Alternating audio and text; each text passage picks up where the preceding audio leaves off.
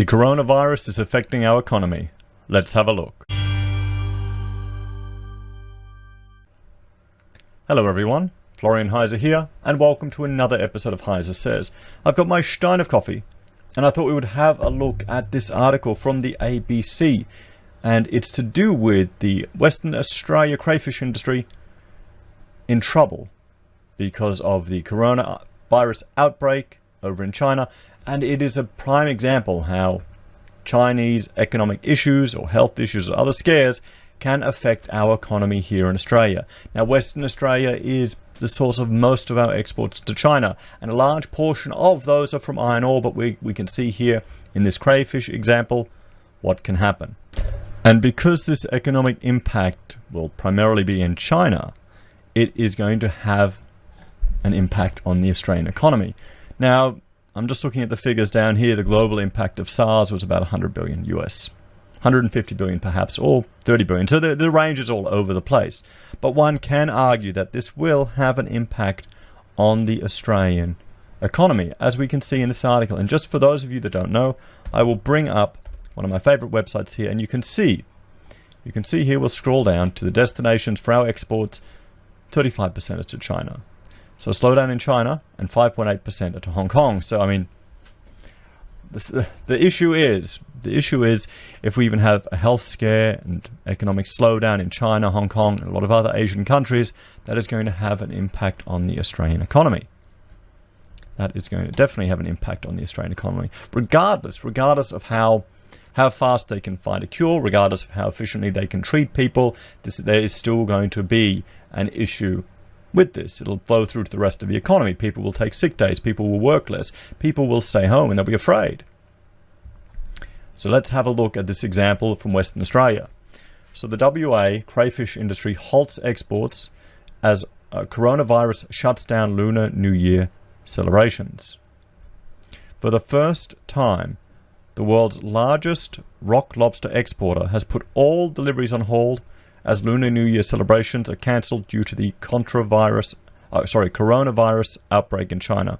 Despite strong prices for Western rock lobster early in the week, Geraldton Fishermen's Cooperative, which controls more than 60% of WA rock lobster catch, mandated a halt to deliveries after a sharp drop in demand caused prices to fall dramatically.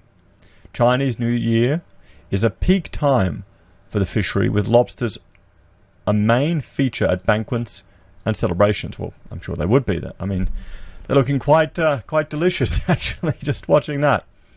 Traditionally, prices soar, but instead, prices across the board were placed at $0 per kilogram as a signal that trading must stop. So, fisheries praise the Chinese response.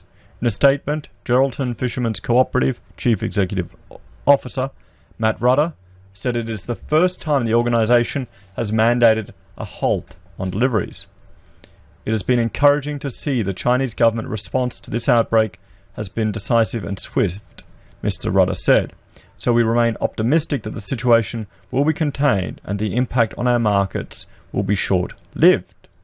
The cooperative said the pause in supply was due to an unexpected and sharp drop in demand in what was normally a high-demand holiday period. It said lobster imports to China continued to flow, but further deliveries are suspended because of the current catch rates and present lower demand. There was a risk that stocks would build, putting pressure on prices and the market. While the prices have dropped symbolically to nothing, it will not necessarily mean locals will be able to access cheap crayfish in Western Australia. Oh bugger! So we're not going to get cheap lobster here in Australia. The cooperative told the ABC it is unlikely to have a noticeable impact on the local market, as lobsters can be stored in tanks for the right conditions for many weeks at a time. While in Tasmania, hundreds of fresh rock lobsters are being sold on social media for about $50 direct from fishermen. Well, there you go. Good call, but market reliance raises questions. Before the decision was made, it was all systems go in the WA's Midwest, with H-grade rock lobsters, the largest size, most popular with Chinese buyers, reaching a record price on Tuesday of $105 a kilogram. Geraldton fisherman Justin Pirotoni said the freeze was unexpected with demand so high early in the week, but he said as long as the halt does not last more than a week, it should not have a big impact. So here we go. They're hoping it's only a week. Do you think it will only last a week? Even if they resolve everything, do you think consumers will in China, do you think they will respond so quickly? Or do you think people will be afraid? Do you think these celebrations are called off? What's going to drive it back? It may not be at record heights. It may jump up a little bit. Maybe then, in a couple of weeks, consumers here in Australia will start seeing cheaper product. We've never been told not to bring in our craze, he said. I mean, the cooperative has to be cautious. We don't want them to have a whole factory full of crayfish and then not be able to get rid of them. At the end of the day, as shareholders, we'll have to pay for that. So yeah, it was probably a good call on their behalf. With 97% of the cooperative's cash exported to China, 97%. 97%. That is ludicrous. How dependent are they on one market? That is insane. That is just crazy. How can someone explain to me as a business person how you would allow that? How has the cooperative allowed themselves to get into this situation where they are nearly 100% exporting to one country? What if it's a 3-month ban? What are they going to do? What other options do they have? This is the most ludicrous thing from this entire article, everyone. This is crazy.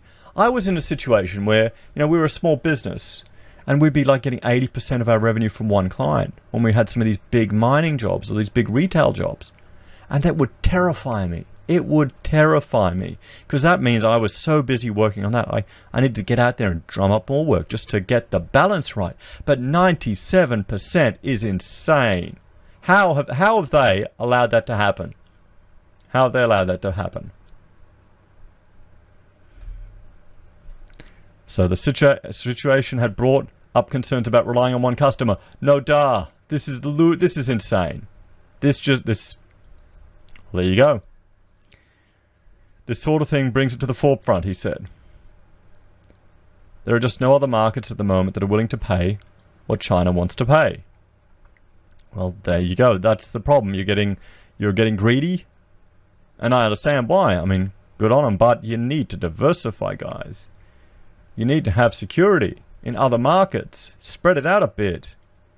Fisheries Minister praised sensible decision.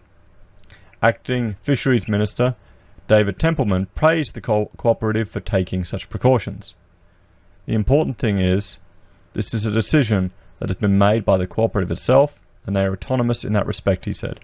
The industry is a very important one to Western Australia, and they have their reasons in regard to that decision. The full impacts, of course, will really depend on how long the virus remains a world health concern. Mr. Templeman said at this stage in the year, the industry should not be impacted negatively. I'm just shocked that there's so much of it is going to China in this one industry. 97%. This reminds me of just a foreign investment. Foreign investment in housing was over 90%. We really are dependent on China, aren't we? This is crazy. How many jobs are dependent on China and WA? How many of these mortgages that are in arrears are dependent on China and WA? The lobster industry in WA is managed by quotas. The quota year had only recently begun, and there are still some 11 months for the quotas to be reached, he said.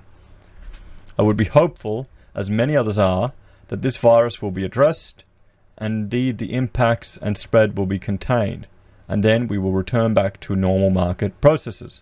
Mr. Templeman said, it is not yet known how other export industries will be impacted, but another concern is tourism.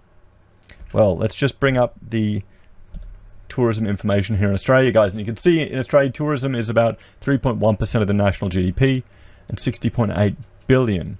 And a big chunk of that, where do you think it's coming from? From China. Big portion of our workforce. So that'll flow through. So we're seeing the impacts of this, even if the health risks are managed, if they contain it, if they're issues here. And I know people on social media are going, oh, they should stop all flights from China, stop all flights from China. Guys, we're dependent on China as a nation. What would happen? What would happen? We're not like North Korea. So, it is the well, I guess North Korea is dependent on China in some ways. It is the Chinese New Year celebrations, and Chinese travel is very, very strong, and there are potentially impacts on events and possibly other exports, he said. So there are ramifications and considerations to be taken into account. But when we have worldwide a potentially serious situation such as this, it is important to mitigate and be cautious, he said. So here we can see the impact of this virus on one industry in Western Australia.